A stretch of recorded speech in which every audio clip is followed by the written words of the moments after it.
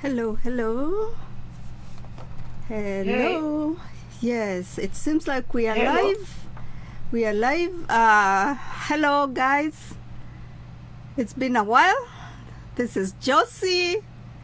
Welcome to the Mentor Network. I know I've been saying I'm coming live, but today I've come. Not only that, I have a guest who I'll be introducing shortly. I want to thank all of you for joining me today. As you know, here at Mentor Network, we want to inspire you, we want to mentor you, and that's why today I brought you a very special guest. Her name is Joyce, and I'll introduce her shortly. And she works with prisoners. She works with prisoners, so we will be focusing on how we can avoid a situation where you find yourself a prisoner, where you end up in jail. And if you're in jail, what you can do to make your situation better. But that's not an area I have expertise in, and therefore I brought Joyce. So without wasting too much time, let me bring Joyce here so she can introduce herself. Hey, hi Joyce. Hello? Hi. Hi, you can hear me? Hello. Yes, I can hear you clearly. Oh, great. Our listeners, this is Joyce, and now let her introduce herself and tell us what she does. Oh, hi. How are you? Uh, my name is Joyce Mungai, and I live in Kenya, and I am a reverend, ordained pastor, and I do evangelism in prisons. So I am heart to heart with the prisons in Kenya. So I am a permit holder, preaching in prison, mentoring the prisoners, taking care of them in this way or the other, because there are too many things that we will continue to tackle, because there are so many areas that I work in there. Because also I deal with the staffs. We have something we call the staffs breakfast. We mentor them, we talk to them, and they change their lives in this way or the other. And also I work with a program called Generous Heart Foundation, dealing with drugs and addiction and substance abuse to the youths. So we have so many youths that are in drugs and hard drugs and substance abuse. This is what I do day-to-day life, and I still do reintegration to the families. Okay. There are so many people out there who are lost with their family because of anger and so many things that have caused people to depart from their families. So I am there to reintegrate with them with their families, maybe a son with the mother, a son with the father, a son with the sister, a sister with the brother. This is what I do day-to-day life. Oh, Joyce, thank you so much. That is such a noble cause. So you mentioned about drug abuse and also about prison. So are those two things tied up?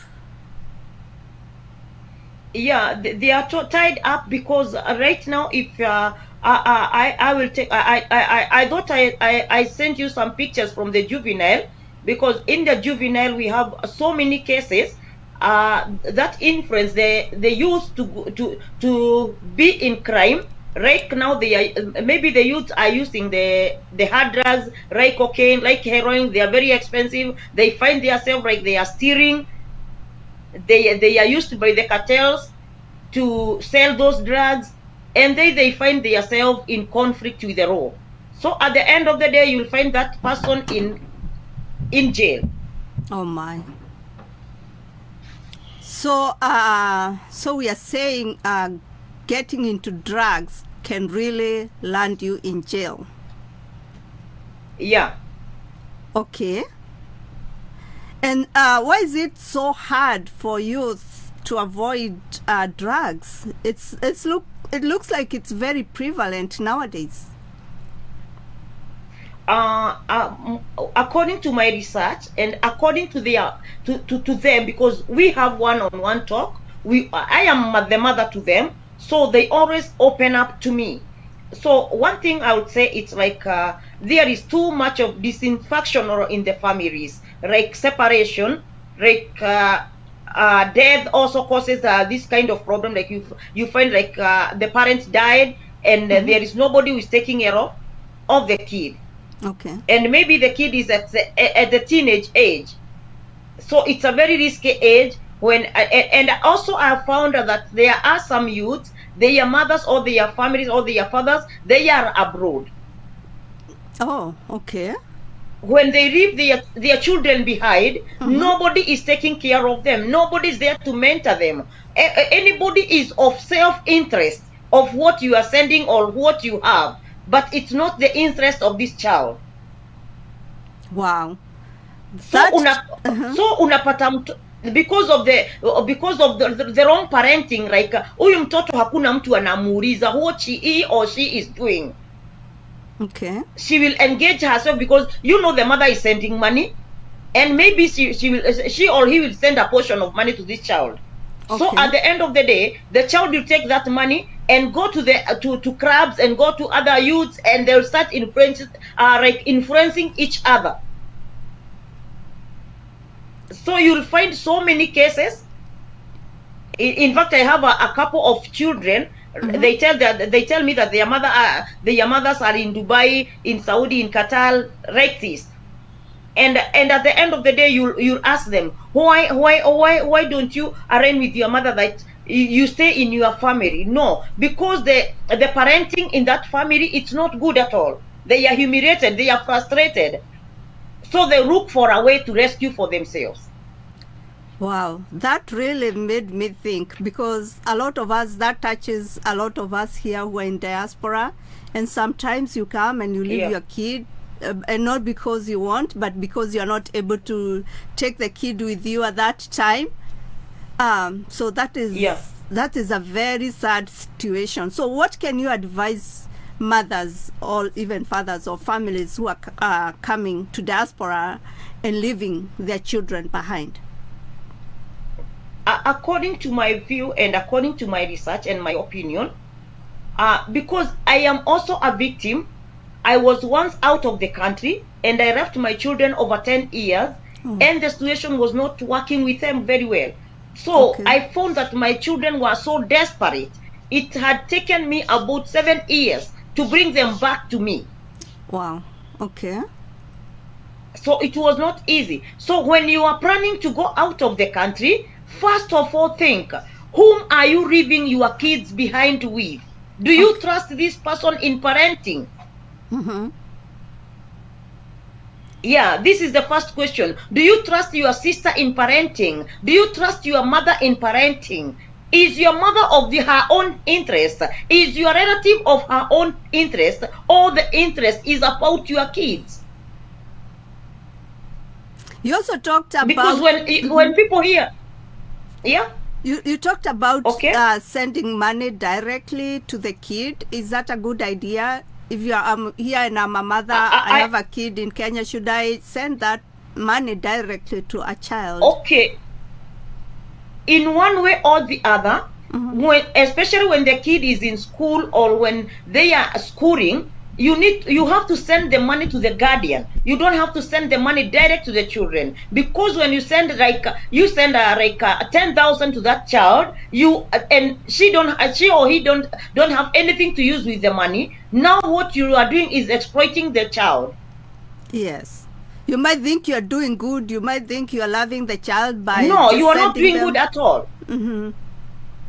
And right now, the generation that we have, every kid want to feel like he's a rich kid or she's a rich kid. Yani like ni yeye tu anasema, Yes. Wow. So if they don't have that guardian who is caring about them in the right way, as a parent should do, yes, you'll find that those kids are there outside even right now. You'll find them, if they're in the university, you'll find them in the clubs. Yes, because they have money. What are you going to tell them? It's their mother's money. You don't have anything to say. Yes. Na ukimuuliza, in fact they will ask you, is it your money or our mother's money? Wow. That is so sad. And thank you for that Yeah. advice. So let's go back to our topic. We were talking about prisoners and your ministry in the prison, but I'm so happy that you are able to tie drug abuse into being in prison. So it seems like chances are if you're doing drugs, you're going to end up in prison. I think it's almost certain. Yeah. Is that a correct statement, that if you're doing drug, it's almost certain that you're going to end up in prison? Yeah. Friday, I happened to meet a guy, and he gave me the testimony, because Yes. I told you that I do like this is we call it private visitation. Yes. That session, Yes. I met 3 to 4 prisons, those who are like they are roast. We call them roastees, and Yes. they'll come to me. We sit one-on-one, Yes. and they'll open up. If they did the crime or not, that is not my business, but I want them to open up to me. If they were in crime, what is the influence? What made them to be in that crime? Yes.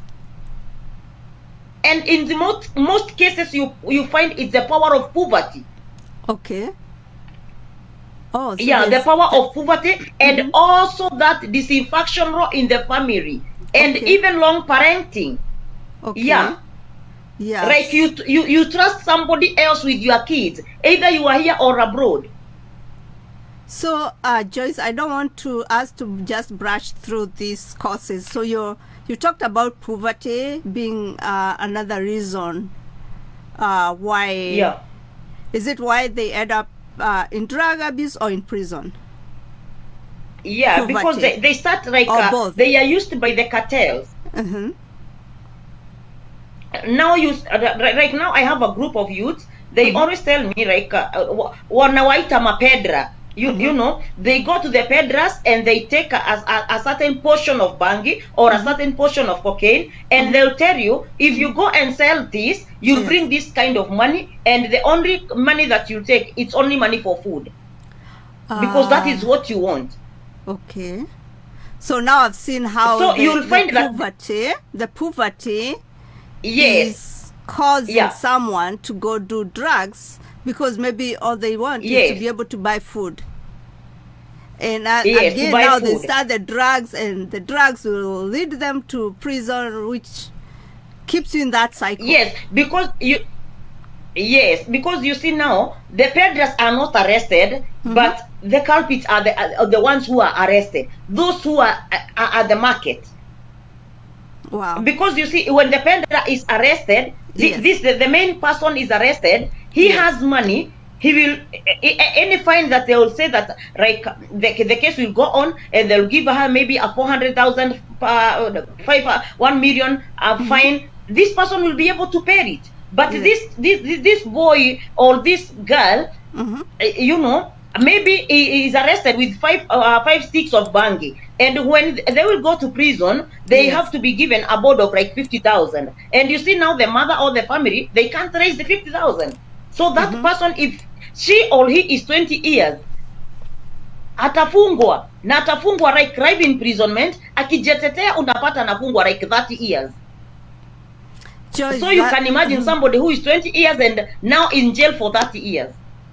That is a very, very sad situation, and that's why I would advise, me as a person who does mentoring, guys, youth, do not get into drugs. If you want trouble in your life, get into drugs. But I would strongly advise, avoid drugs as much as possible. Joyce, I would like to cover another area about peer pressure. Peer pressure, and how it can get somebody to get into drugs and eventually into prison.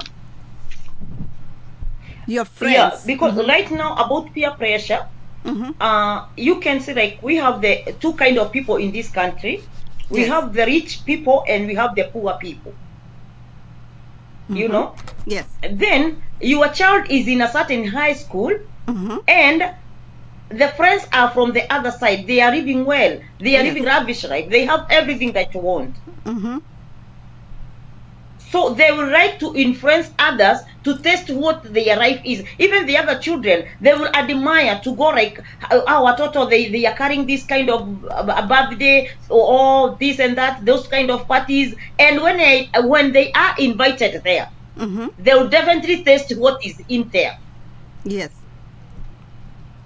That's also another thing. And then I have come to find that like if you're the rich kids, their families and their children, they have something else, like they are doing other evil businesses. They like also to bring the poor kids for them to do the business together with them, because they will use them.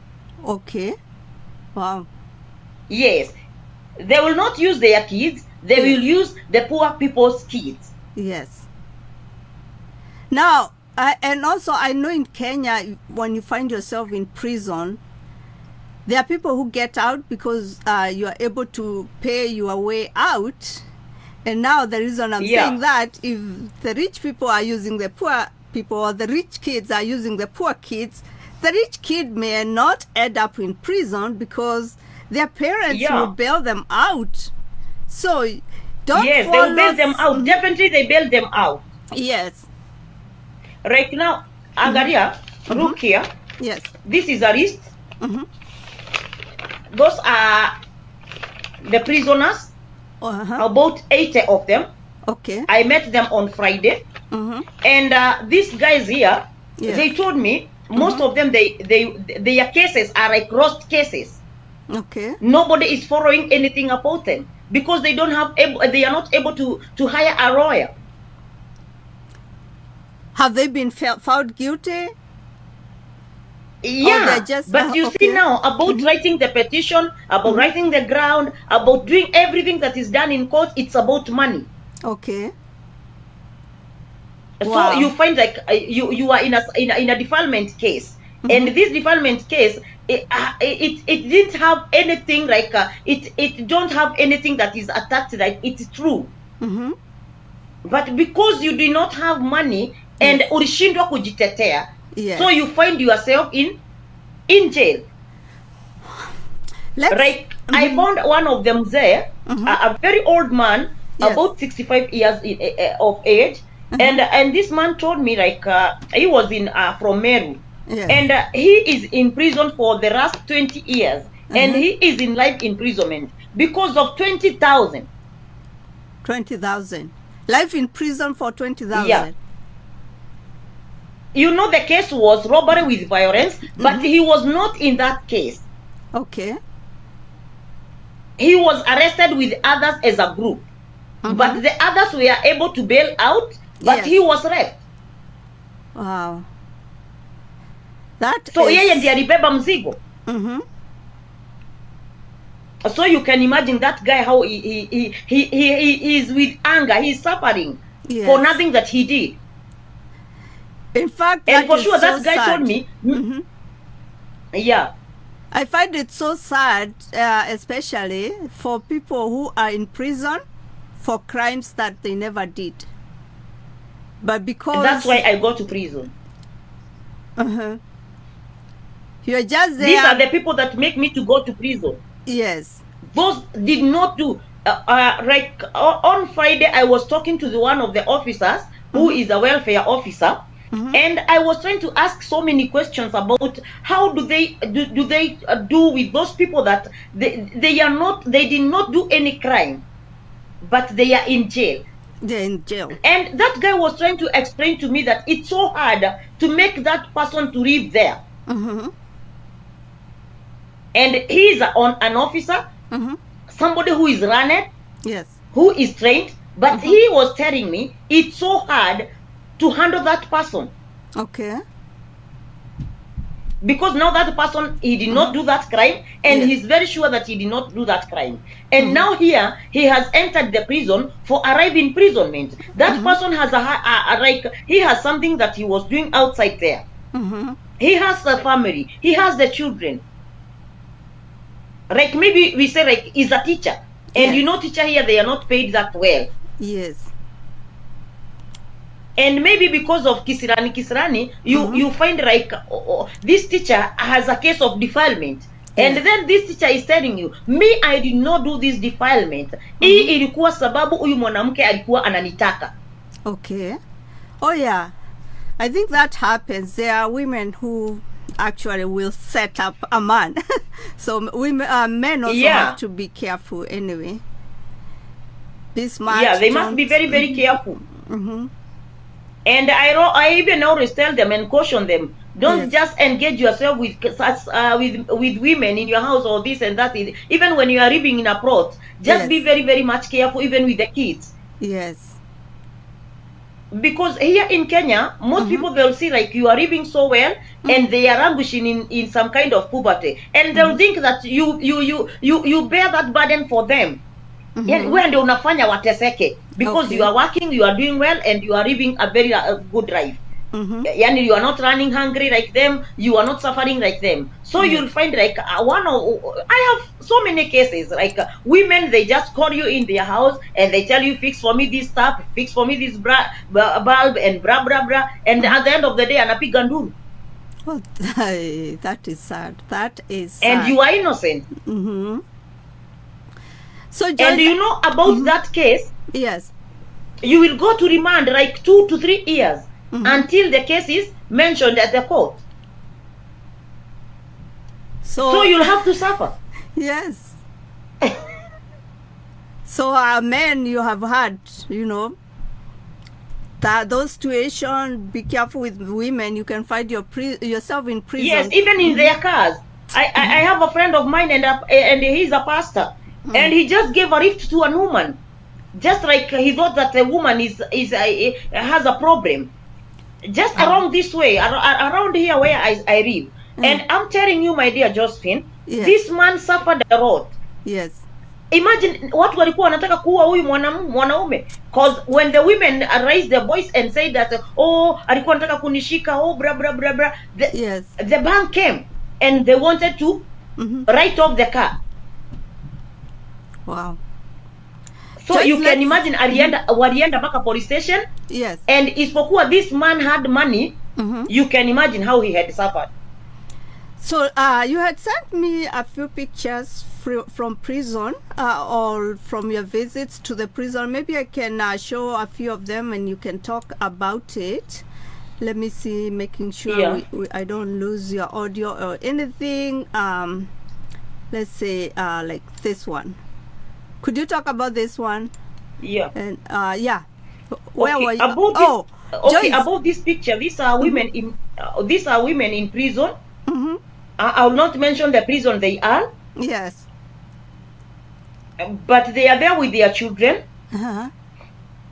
We do program of giving them milk.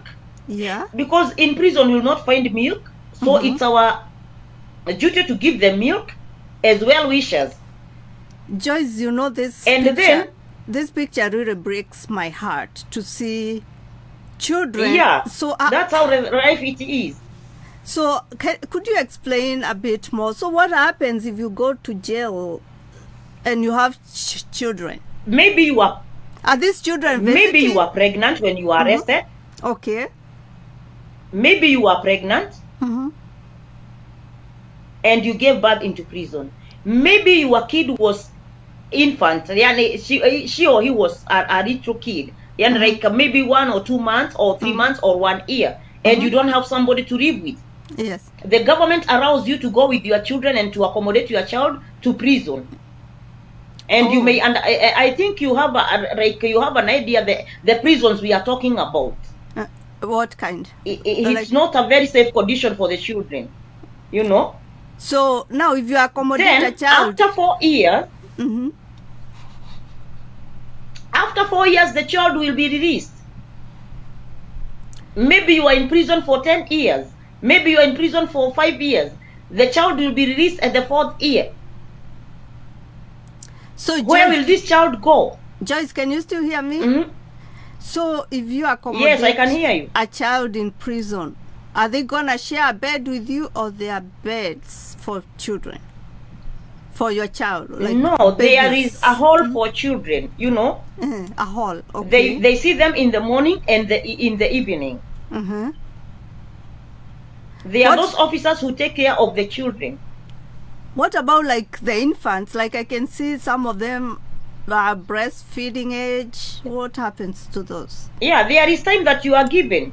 Mm-hmm. To breastfeed. Yes, to nurse because the you baby? remember that you are you remember that the mother is in prison, is behind bars. Yes. So there is room for the breastfeeding mothers, and they know their time to breastfeed, that they breastfeed their children. Okay. Let me show you another. And still you know that unajua jera haziangalii kama we uko na mtoto ama hauna. If you are guilty, you are you guilty. are jailed and you are there. Yeah, you are there, so it's not their business to know how you will breastfeed your children, what you'll do. That is not their business. Yes. Okay, let me show another picture. And the problem is, okay. Yeah. Yeah, I brought another picture. Here's another picture. What is happening here? Okay. Okay, these are the children these are the youth that I am mentoring. Okay. About drugs and substance abuse. These are under rehabilitation right now. Okay. They are taking methadone. I don't know whether you know methadone. That's the withdrawal of opioids. Okay. Yes, but they are the scorers. Now you find that we have a clinic around where I stay, and they go there to take this kind of this methadone to withdraw the opioids from the heroin and the cocaine. But the same people, because of we call them what, that urge of heroin and that urge of being drunkard and being into drugs. They are like they want to use bangi, they want to use the jet fuel, and they want to use the whatever, the glue. So that's where I came in, because I asked the officers there, like, now it's good you are helping these children to forget about and to withdraw about the heroin and the cocaine, but they are still into drugs. Okay. So that's where I came in as a mother and try to take care of them. So many are living in the streets. Ukiwaona hivyo wengi wanarara barabarani, hata sasa wako kwa mitaro. And I have taken few of them. I have rented houses for them, those who are willing to change and to start a new life. And most of them, you know, they snatch people's phone, they go steal because they are hungry, they want this and that. So utawapata wengi wako na a lot of maarama kwa kichwa. They were beaten by the mob justice. Yeah, they don't have good life at all. Yes. Yeah. Wow. Now let me show you another one.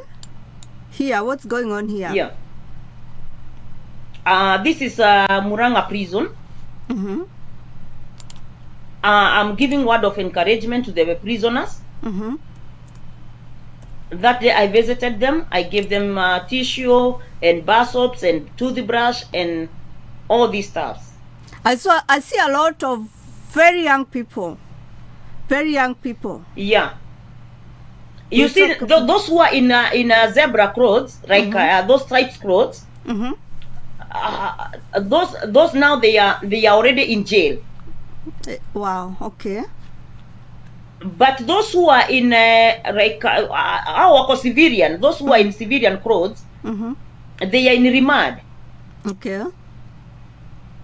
They have not yet been judged. So they are remandees. We call them remandees. And in the other, where I'm standing, the other side, there is a block that is called for the capital remandees. So you'll find they are like these are like 850 in one prison. That's a lot. So you can imagine. And you can see their ages, like they are from 20 to 40 years. That is very young. Is that what's the youngest that you can be in these jails? Is there like a age limit? The youngest is even from 13 years. Really? Do they have? Yes, I have one of the sons. He was 12 years when he was arrested. Mm. And he was not taken into juvenile because he had a very serious case. Mm-hmm. That guy was being used by other robbers to Yes. carry their buduki, to carry their guns, and to do all this kind of shit. Mm-hmm. So you'll find that now those who are in juvenile, they don't have those bad crimes. What wako tu na crimes dogo, but there are those who are in maximum prison, those who are in medium prisons. You'll find even they are there for 15 years, 15 years of age. Yeah. Wow. Let me show you another one. There. What's going on there? Okay. And you can see also we have this man here is very old. Yes. And the other one there, I always visit them. I give them socks because they are suffering from arthritis. Because of the cold in prisons, in those chambers. They are too much cold. Yes. And this we do the discipleship class. And we baptize them because most of them, they did not know, they were brought up with parents. I don't know, they did not know anything about God or anything about churches or anything about Jesus. Yes. So their spiritual life is as poor as it is. Okay. So this was a session of discipleship and baptism. Wow. Thanks, Joyce. Thanks for talking about those photos. I would really like you now more to talk about your prison ministry and more about what you do with the people in there. How is your schedule like? Okay, my schedule right in prison is like it's only Mondays that I'm at home. But like you see now Tuesdays, yes. Like Tuesday I'll go to Muranga prison. Yes. By 8 o'clock I'll be there to mentor women who are there. I have 85. Yes. In that prison. Hello? Yes, I can hear you. You are hearing me? Yeah. On Tuesday I'll go to Muranga prison because this week that we are starting, it's Women's Day. We are celebrating Women's Day. So we have too much of mentorship. Like now on Tuesday I'll go to Muranga prison. Yes. There is 2 prisons in Muranga, men and women. So on Tuesday I'll be going to Muranga prison. And after that, the morning session I'll do with them like 2 hours. Then after that I'll come back and go to this General Heart Foundation. This is the drugs and substance abuse. I have some clothes that I want to give to them. Okay. This is what I'll be doing in the afternoon. Okay. And if I'll get somebody to buy for me unga and to buy for me some food, we cook with them where they are, and they eat together with me. So I am just there to show them love and to show them there is somebody who is caring for them. And this has been helping us so much. Like they know there is another life, like they see another life in another perspective. So could you explain to us a typical visit? Let's say, okay, Joyce has come to Mulanga prison. What happens? What's a typical visit like for you? Okay, like now that one I'll go on Tuesday. I'll have a session to talk to the women and to encourage them. Yes. Spiritually, physically, and mentally. Okay. So you and also I give them gifts, like if I'll find somebody to sponsor me with the sanitary pads, with the soap, with the tissue, with panties, with rubbers, because in jail they wear rubber shoes, the black ones. Do they give them? And the sandals. Are they given? Yeah, I give them. You give them, but no, we take to them. No, me when I take them there, they'll be given because they, they'll see me. I brought them, then we are there with them, so they'll pick from the officers. Okay. So normally, because there is a. If you come, when I suppose they are given uniform, are you saying shoes is not part of that uniform they are given, All it No, is. no. So if you don't have the When rubber in shoes, Kenya, when you are arrested, you yes, they do rubber shoes, and in men prison we give them those like sandals, like mafrota. I know you know those kind of shoes. yeah. Like if you look at them, you will see that they are wearing like some sandals, like sandals.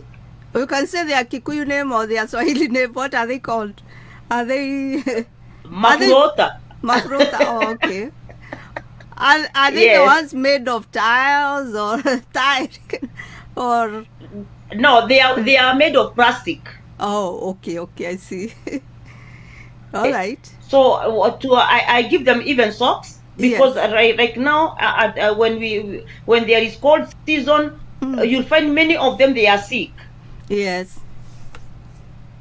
because of the hakuna mattress. Most of Yeah. the prisons mattress hakuna. Uh, Though other prisons they have, but others they don't have. okay. So, Yeah. Joyce, you have talked a lot. I think I've heard more about young men in prison. Yeah. And especially because they go there mostly because of drugs. But what about women, like young girls specifically? Could you address Even this? okay. Right now I have an institution. It's called prisons.Most institution, and also this is a juvenile that is holding. They are the girls that they are there are from 17 years old to 21 years old, Okay. and they are in they are rehabilitated there for 3 good years. So our work is to find sponsorship for those girls. For somebody like you, maybe you like to have one girl, you take her to school, you cater for everything. Okay. This is what we are looking for. Okay. Because most of them, they are brought up by their grandparents, they are from the poor background, and they found themselves into crimes, like they steal. Oh. Like okay. now I have girls who they are in prison because they stole some clothes. You can imagine from the Rhine, yani guo, uliamanikaga guo, wakora, wameiba, unaona? They saw because they And don't because have. they don't have anything to do, unawapata wamefungwa. Others, they fight. Yes. You know, fight. Yes. Huwa wanawekwa huko. Yes. Okay. And others, they are used also by other cartels about carrying the changa, carrying the bangi, all these things. And others children, they find themselves into crime with their mothers and their fathers. Like tuseme nyumba inapikwa changa, na huyu mtoto ndiye anatumika kusafirisha. Okay. Ama baba yake anafunga bangi. You know that kind of thing, you know? Yes. That kind of stuff. Yes. They roll it and then they'll give this child like 10 of them apeleke mahari. So when the police will come, they will arrest all of them. So where will be the child be taken? The child will be taken to juvenile, and the parent will be taken to the prison, the specific prison, like men prison and women prison. Wow. So I can see how this can be a problem for the whole family, you know? Yeah. Now, how does such a family come out of this kind of a situation? And by the way, do you have... That's why we preach to we preach to them. We bring counselors, we bring a mentorship into prison. We bring other people who will try to talk to them and mentor them and help them to come out of that bondage. But me to myself, I always say that life is more spiritual. That is in it, but life is more spiritual than it is in the physical. So I think this is a spiritual battle, and we will not fight this spiritual battle in the physical. So that's where I always come in. Right, we break those bondages and those patterns of those families. Okay. So the ways in which you are, okay, so there are rehabilitation centers, there are juvenile sisters. So in the juvie or juvenile centers, are there... Juvenile. Yeah, are there practical ways of really helping these kids, like teaching them a skill? Yeah. Or are they... Or what Yes, happens there are there? skills in juvenile. Mm-hmm. Yes, there is formal and informal education. The Okay. problem is the facilities. Right Mm-hmm. now, Mm-hmm. there in Kamae, we are looking for somebody to give us machines Mm-hmm. for that machines. The showing the sewing machines. Mm-hmm. If somebody will do not donate us the sewing machines, the Mm-hmm. broad rice, and all these facilities for the hairdressers and whatever, because many of those children that you see in the juveniles, they are Mm-hmm. not in school. They have never been in school. Yes. So Okay. that's why I'm telling you, we are looking for the facilitators, Mm-hmm. and also it's hard for us to look for schools. Yes. Because when you go to a certain school and you say you want to sponsor this child, he has been in prison for the last 3 years. Now mwalimu ataanza kuona like this one will come and create chaos in school. Mm-hmm. Plus, they will be also Or be ni behind. mwizi. They'll also be behind in Yeah. their school. Maybe they have Yeah. missed some basic skills, maths, English, because they have lost several years of schooling. That's why we are asking for well wishers to facilitate us and to help us to make this work in prisons, in the juveniles, because in the juveniles they are there and they are doing everything. They are teachers who are trained by the government. Okay. But now the problem is, yes, like the formal and informal education, you like the last time I was in Kamai Girls, the superintendent in charge asked me to look for the books. If I find somebody who will buy the books for the girls, it will be of help. So also, like when I was in Mombasa, I'll give you a chance to talk about maybe the specific items that people can donate. Practically, you tell us, a sewing machine goes for this much. If you want to donate a pad, maybe, if you donate this much. No, we need yeah. Also, they need computers. They need computers because they must learn about the technology. And then just the other day, they introduced the current system of education, the CBC. Because I'm telling you, very familiar with that system. So many system. I need to catch up with that system. Why do they keep changing? Let me not ask. That's a topic for another day. Oh, for me, I don't know, because now this is what we are told to do. Yeah, sounds a bit confusing. So now, the last month I received a call from the Boston juvenile institution from Mombasa, and the sergeant asked me if I'll get the dryers, those hair dryers and those everything for salon. Now, and they are in need. You know why, especially people in diaspora here, there isn't much corruption as in Kenya. It's like Kenya, it's almost like corruption is everywhere, and people are sometimes worried that when they donate things, they may not end up doing the purpose for which they are donated for. How like if you donate to the juvenile facility, how do you know that it's not gonna end up in the wrong pocket? Once you trust one, like now, I am here. Yes. When somebody will trust me, even with only soap, I always make sure that this soap reaches to the place that is supposed to be, and I take a picture and I gave it to those people, and then I'll send the picture back to you. Immediately I'll be there with the camera, so you must see that your things are in the right place. Okay.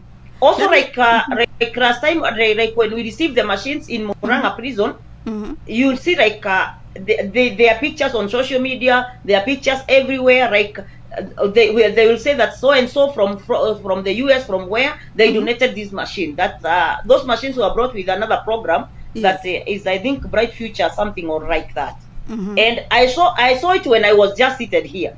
And I called the chaplain and I asked the chaplain, hey, na mmepata machine? Akaniambia, kuna mtu ametudonetia machine 3 za kushona.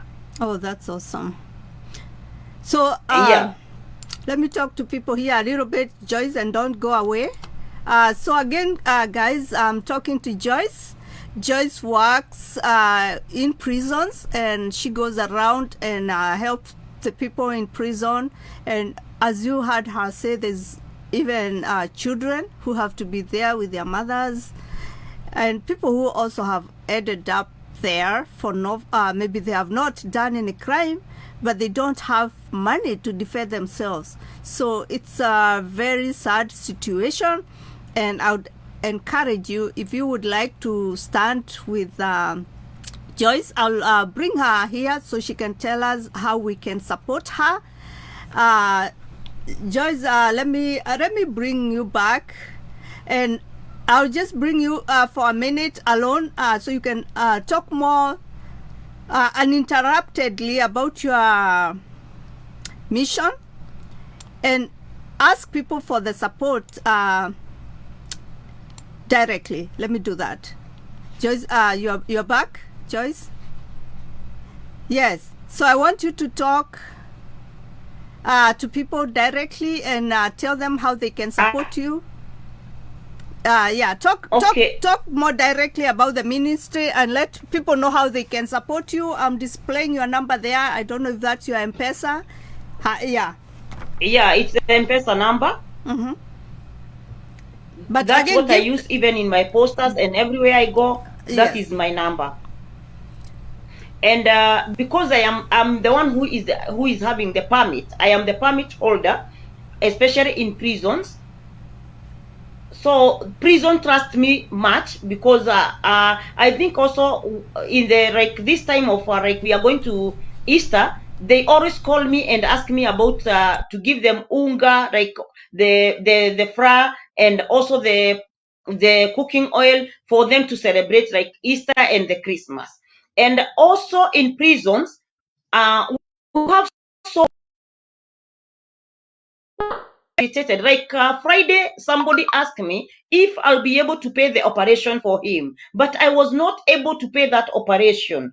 So sometimes I find it very hard because of the finances. I don't have I don't have a body. I don't have partners who supports me to be able to change their lives or to be able to bail them out. Because also of so many people who are in prison and they were arrested when they were working, and for like 3 to 6 months they will be in prison. That person would like to have to be bailed out only for the cash bill of maybe fine of 10,000, fine of 5,000, and you'll find that person is languishing in jail. So this is the problem. We have a financial problem. Also, those children that are in juvenile, we also need somebody to facilitate them with the books and the sewing machine and the blow dryers and the shoes. This is the problem that we have. You'll find them, they are walking barefooted. They don't have shoes. So you'll find it so hard for me to get shoes. Right now, I'll be going to committee juvenile that is called YCTC. If you Google there, you'll see YCTC. There are 200 boys who are in prison there, and they need a lot of help from the well-wishers for them to be able to run, because in Kenyan prison they have given them the formal and informal education. So for the informal education and the formal education, we need books and we need to be facilitated with computers and laptops. We need them as much as as quick as we can. We need them for these children to be able to run, because as I was saying earlier before, there is a big problem for a child who has been in prison and is now at like in grade 8, and he want to continue to further education like from form 1 and to continue studying, and they are not finding a stable school to study. So it's good for us to facilitate them when they are still there into prison, right? There will be, and also the government will give them the papers that will not show that they were in jail. So that person at the end of the life, he will be working and he'll be having his or her own education. These are the problems that we are facing day to day, night. And we have so many people in prison. In Kenya, those who are judged and found guilty and are in prison, they are 65,000 plus. That is men prison. And you'll find in women, we have almost 50,000 or 45. So you can imagine that number. And those are the ones who are judged. And there are others who are in remand. I thought I sent a picture of remandees to Josephine. And when I was in the industrial area prison, that is the biggest remand. When I was there, I found like 900 plus men, youths are there. They don't have anyone to work out for them. They don't have anyone to follow their cases because of poverty. They have nothing. So this is a problem that we are facing. And sometimes I face a lot of challenges because when they send me to their families, I am not able to reach there because I'm not financially stable, as the poverty in their family demands a lot more than I have. That is the problem that I'm facing day-to-day life. And as I said earlier, on Tuesday, I'll be going to Moranga prison, where we have like 80 women who are in prison. And also these women need like 3 machines or 4 machines, like sewing machine, because they have courses, like there is an industry there, they take courses there, and at the end of the day, when they finish their term in jail, they come out, they'll have their course that will continue doing at the end of the time. Oh, wow. So thank you. No, thank you, Joyce. That was very nice, and I hope people are following. And I know even after this live show, they'll still continue to watch. And I encourage them to help you so that you can continue helping these people, especially the youth. Because if we lose the youth, we lose our whole generation, right? So anyway, Joyce, let me also... Did you say that's your M-Pesa, the one we are displaying? I have the 719. 0719. Yeah, 502 879. So 9. Yes. People can send you help there. And yeah, as the mentor network, I'm going to send you something so that I can't ask people to help you to start with you if I also don't start with myself. So I'm just going to send you something little. Thank you. I'm going to send you something little so you can buy, I don't know, whatever you see fit. It's not a lot, but at least something little. Don't worry. Let's do that. This you'll confirm. This is from Mentor Network. You are Joyce Muigai. Mungai. Yeah. Joyce, I'm so happy that you came to my show. And I didn't even know you're the one I met at, what's her name? She's Jerry Muigai. Women of Courage. We work together with that woman. You work together with her? Oh, that is nice. Yes, we are doing a lot. Yeah. When you follow the sessions that we carry on prison, so most of the times we are working with her in women prisons. Yeah. Oh, that is nice. I came there and I met a lot of people, and you are one of them, and I'm so grateful that you followed up. I'm also trying to do something like now,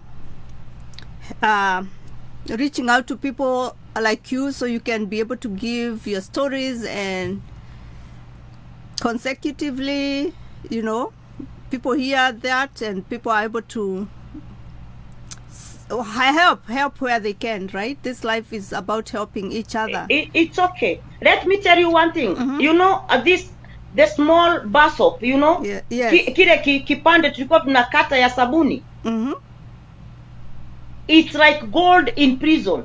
Really? Yeah. Now I can imagine even girls, the pads, right? Something basic. You can imagine you can imagine right now, a woman like me or you are arrested on Friday, and you'll be taken to court on Monday, and you are on your menses. You can imagine. It's like they would need that urgently. So You might Yeah. think you are giving something little, but even if it's $5, $10, 100 shillings, 50 shillings, it will help somebody buy a bar soap, you know, a girl buy a pad, a mother buy some milk for their child. You can see we were showing that there are mothers who have their children with them in there. It's so desperate. So let's share, guys. Let's share. Joyce, could you confirm that you received something from Mentor Network on your phone? Or is it the same phone we are using for the live? If it's the same one, don't worry. And I don't even know if you're still with me, because I see like you froze. But otherwise, even if you if you're no longer there, it's okay, because we had mostly talked about what we had to talk about. So that was Joyce. She works with prisoners. She goes to different prisons in Kenya. She has a license to do that. I learned today you can not just anybody can go to the prison to the prisons. You have to be licensed. And there are so many needy people. There are young men, women, children, youth, girls, boys. So let's help where we can. And Joyce also helps rehabilitate the youth, mentor the youth, and talk to them about how they can avoid this situation, because I think prison is one of the things that can really, really mess up your life. So if at all possible, avoid being in a situation like the ones we talked about that could land you in jail. And we talked about drugs being one of the major factors that can really land you in jail. We didn't say it's the only one, but one of the factors. Before I leave, I would like to thank all of you that joined me and Joyce. It was a pleasure. I'm so happy. Thank you, all of you who always stand with me. I know today is Sunday and it was challenging for a lot of you to join me, but I know you'll still come and watch this live. And before I go, I'll play for you one of my songs. I know you don't know that I sing, but you will be one of the first ones. Actually, this song is not quite released, so it's a treat for you, my listeners, you, my followers. So here goes, and I'll be talking to you later. I'll be with you through the week.